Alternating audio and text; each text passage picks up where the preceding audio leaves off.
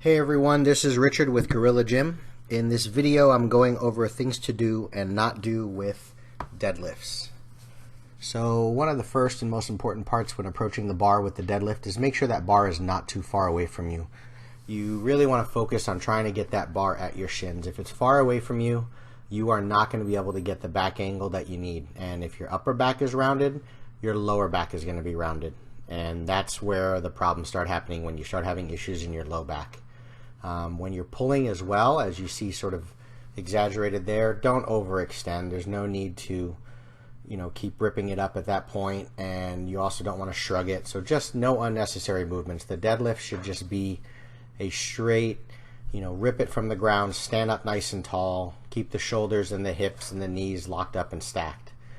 A few kind of other issues that you're going to see here going through it is don't try and keep a neutral spine. Okay, you don't have to, obviously you don't want your head down like that because your upper back is going to round excessively, and you also don't want to look too high up. Just kind of find a point fixed in front of you on the floor and just keep that neutral spine. The more neutral you keep your spine, the better your back is going to be able to sort of stay nice and flat.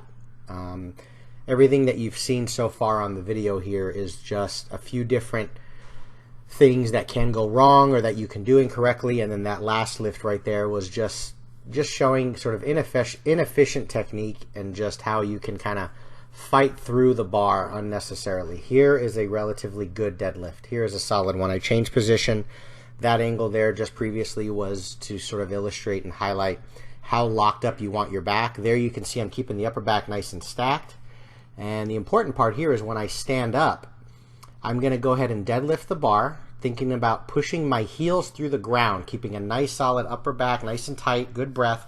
As soon as the bar passes my knees, I then generate a nice closing force there by just bringing my hips towards the bar. So I just close that gap, and you just stay active with that glute contraction.